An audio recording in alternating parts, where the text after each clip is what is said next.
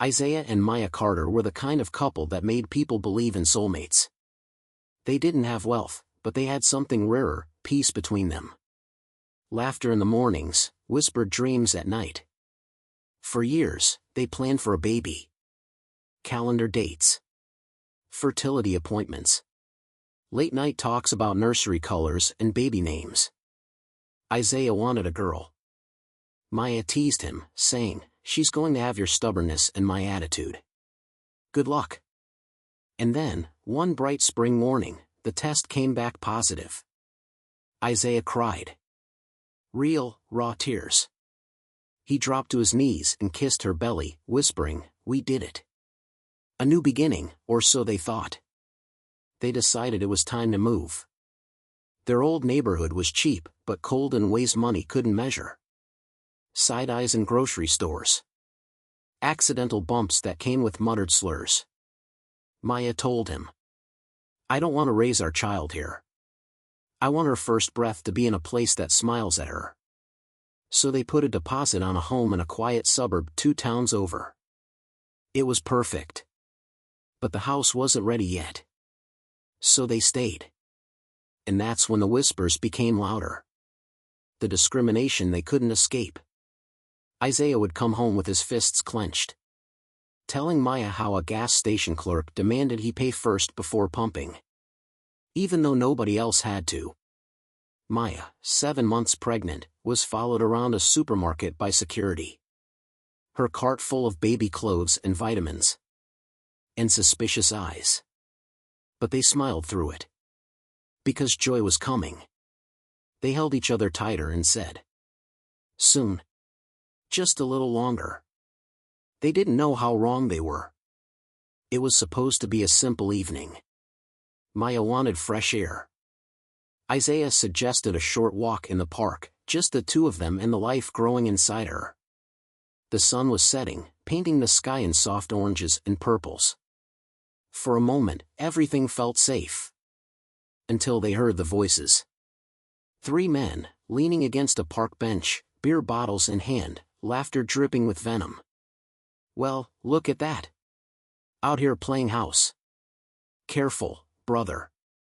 You might not know if that baby's yours." Isaiah tightened his grip on Maya's hand. "Ignore them. Just keep walking." But they didn't let them go. Footsteps followed. Words turned sharper. "Hey, princess. Want to know what a real man feels like?" Isaiah stopped. Turned. "Back off." His voice was steady, but his heart was racing. One of them pulled out a knife, glinting under the streetlights. "Or what? You gonna make me?" Maya clutched her stomach, her breath quickening. Isaiah grabbed her arm. "Run." And they did. The race for their lives. They sprinted down the path. The sound of boots pounding behind them. Maya gasped. I can't." Blood. It soaked through her dress. Isaiah froze. "Maya." Her knees buckled. He caught her before she hit the ground. The men stopped at a distance, watching. Laughing. Isaiah didn't care. He scooped her up, sprinting to the car like his soul was on fire. The hospital and the lie. They burst through the yard doors. "She's bleeding. 8 months pregnant. Help us." Doctors rushed in, wheeled her away. Isaiah sat in the waiting room. Knees bouncing. Hands trembling. Praying out loud. Minutes felt like hours. Finally, a doctor appeared. Expression cold. Detached. "We couldn't save her." Isaiah collapsed. And the baby?" A pause. A shrug. "Didn't make it either." Just like that. No comfort. No empathy. They handed him a release form and left him sitting there, broken. The funeral nobody was ready for. They rushed the funeral. Isaiah could barely process it. He stood over her casket, sobbing. He whispered, I wasn't fast enough. I wasn't enough. And then something inside him broke. He bought a small, hidden camera. Placed it inside the lining of the casket. He didn't even know why. Grief. Madness. Desperation. He just knew. He couldn't say goodbye without knowing everything. Isaiah sat in his living room that night, the funeral flowers still fresh on the table. His hands trembled as he connected the camera feed to his laptop. He knew it was crazy. He knew he shouldn't watch. But he couldn't breathe without her. At first, it was just stillness. The closed lid. The hush of the funeral parlor. Hours passed on the footage. Isaiah cried, whispering, "I'm so sorry, baby. I should have protected you, both of you." He was about to shut it off. But then, he saw it. A twitch. He froze. Rewound. The fabric of Maya's dress moved. Her belly shifted. Isaiah's heart stopped. No. He leaned in closer. Another small movement. A flutter.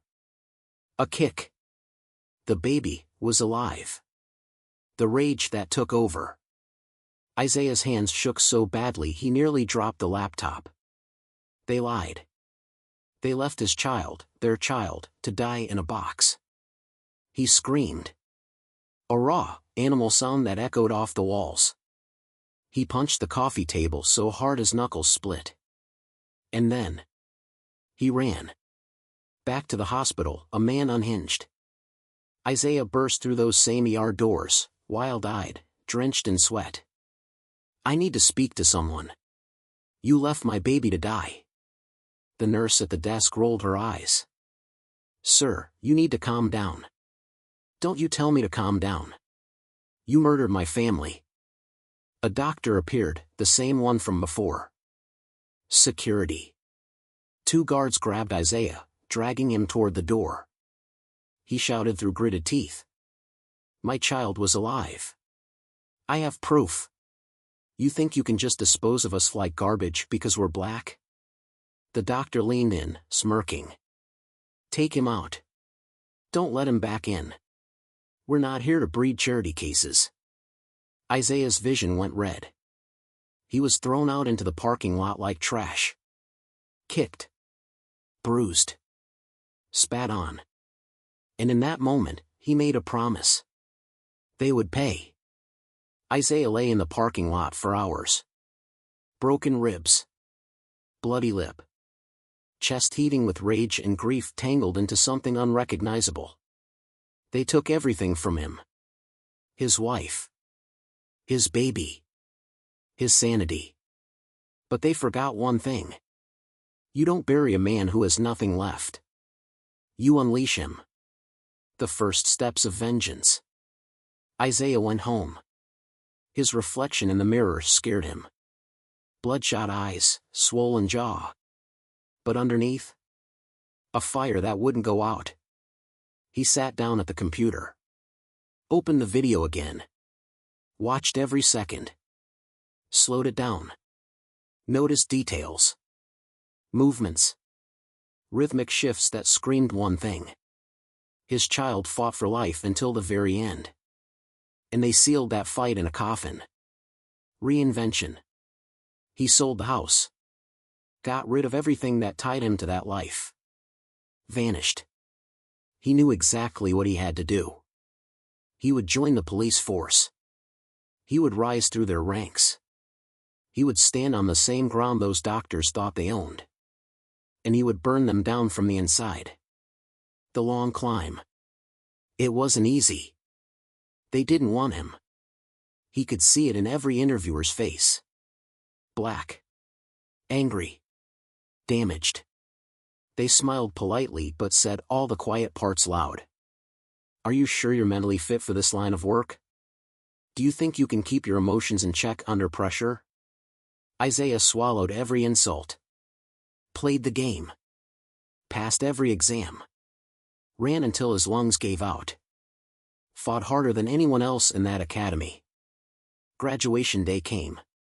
He stood in uniform. Clean-shaven. Eyes cold.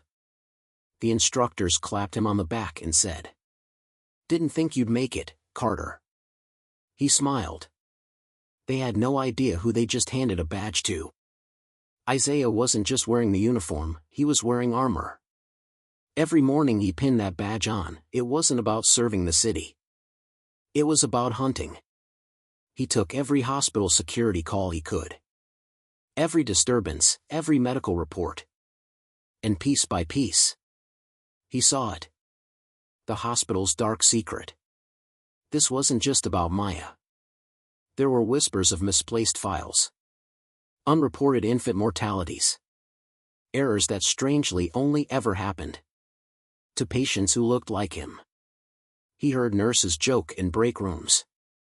One less mouth on government aid. They should be thanking us. It made him sick. He pulled records. Night after night. Doctor after doctor. Case after case. Disappearances, deaths that never made sense. Maya wasn't a tragic accident. She was one of many. The blocked walls. Every time he tried to push higher, he got stonewalled. Paperwork disappeared. Supervisors warned him to stop digging. One night, his locker was broken into. A single note, handwritten on hospital letterhead. "Stay in your lane." But Isaiah didn't stop. He found allies. A quiet nurse named Brenda. A janitor who'd seen too much. Brenda whispered in a parking garage, eyes darting. "They're running something here. You're not crazy. But you need to be careful. People who ask questions disappear." Isaiah's jaw tightened. "They took my family. I'm not going anywhere." The first crack in their armor. A young doctor, nervous, guilt-ridden, approached him after hours. I was on duty that night. Your wife, your baby, they were alive. But Dr. Anders said to call it." Isaiah's heart stopped. "Why?" The doctor's voice broke. "Because he said they wouldn't make it in this world anyway." Isaiah clenched his fists so hard they bled. This wasn't negligence. This was murder. Isaiah knew one thing. This couldn't be emotional anymore. This had to be airtight. Bulletproof. They were powerful. Protected. But he was patient. And now he had names. Collecting evidence in the shadows. He worked nights. Pulled overtime. Not for the paycheck, for access. He slipped into archives after hours. Downloaded security footage. Copied confidential memos. Every scrap of evidence went onto a secret encrypted drive, locked in a safety deposit box. Brenda the nurse handed him files in brown paper bags. Her hands shaking. "If they find out." "They won't," Isaiah promised. But he knew she was right to be scared. Threats in the dark. The hospital fought back. He found his car keyed. Tires slashed. One night, a brick through his apartment window. A note attached. "We bury people like you. Stop digging." Jason, his old academy buddy, offered to stay over. Isaiah refused. "This is my war." The tipping point. Months of work. Hidden cameras. Phone call recordings. Isaiah had everything. Doctors mocking patients' cries. Secret emails detailing quotas for how many low-income black patients were not worth resuscitation. Protocols for covering up suspicious deaths. He took it to internal affairs. They smiled. They nodded. And then they buried the file. The last straw. Isaiah showed up at IA 2 weeks later. The investigator wouldn't even look him in the eye. "We reviewed the materials. No grounds for action." Isaiah's blood boiled. "You're part of it." The investigator's lips curled. "You're a cop now." You should understand, certain things just stay quiet. Isaiah stood. Straightened his badge. Not anymore. They wanted silence. They expected him to fall in line. But Isaiah had already buried a wife and child. There was nothing left to fear. Going public. He leaked the files. Everything. Surveillance footage. Racist emails. Recordings of doctors joking about thinning the herd. He didn't send them to just one outlet. He sent them to every major network. Every independent journalist. Every watchdog group that existed. Within 24 hours, it was everywhere. CNN. MSNBC. Local news. Racial discrimination scandal erupts at downtown Memorial Hospital. Social media exploded. Hashtag justice for Maya. Hashtag not one more. Hashtag hospitals aren't graveyards. The backlash. Protests outside the hospital doors. People holding signs with his wife's photo. He watched from across the street, heart pounding. But then came the retaliation. False reports leaked about Isaiah. Claims he was unstable, violent. Abusing his badge. His precinct tried to suspend him. He walked into the captain's office, badge in hand. You can take this if you want. But I'm still coming for them. The captain's face paled. You're making enemies in places you don't even know exist. Isaiah smiled cold. I buried the people I loved most. Now I'm digging up everyone who helped put them there. They tried to silence him, but he got louder. An anonymous email warned him. Accidents happen, detective. Sometimes they happen twice. He forwarded it straight to the press. 2 more whistleblowers came forward. One nurse broke down on live TV. We were told not to revive certain patients. We all knew. The mayor was forced to make a statement. The hospital's board resigned. And finally, the DA launched a criminal investigation. They thought they were untouchable. For years, they operated in the shadows. Hiding behind white coats, fancy degrees, and closed doors. But now? Cameras rolled. Reporters swarmed. Warrants were issued. Perp walks began. The first arrests. Dr. Anders, the man who ordered them to call it on Maya and the baby, was dragged out of his mansion in handcuffs. The footage went viral. A once celebrated figure, now red-faced. Spitting curses as reporters shouted questions. Did you knowingly let black patients die? He stayed silent. Isaiah watched from his apartment. Hands trembling. Tears in his eyes. The betrayal that nearly broke him. But just when victory seemed close. Jason. His academy brother. The one who stayed over when the brick went through his window. The one who swore he had Isaiah's back. Leaked documents revealed.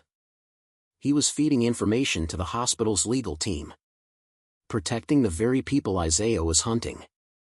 Isaiah confronted him in the parking lot. You knew. You knew they killed her, and you still protected them. Jason's eyes filled with regret. They paid me off, man. I didn't think it would go this far. I just needed the money. Isaiah's voice cracked. My child was alive in that casket. Jason crumbled.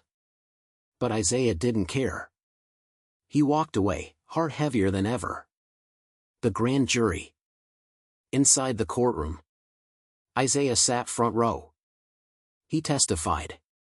Played the footage. The room went silent as the images filled the screen. Maya's belly shifting. Proof the baby had fought for life. Gasps. Cries. The jury foreman spoke. We recommend full prosecution on charges of medical homicide, fraud, conspiracy, and racial discrimination. The courtroom was packed. Reporters, activists, families. Some there for justice. Others to see if justice would finally show up. Isaiah sat in the front row. Maya's photo in his hand.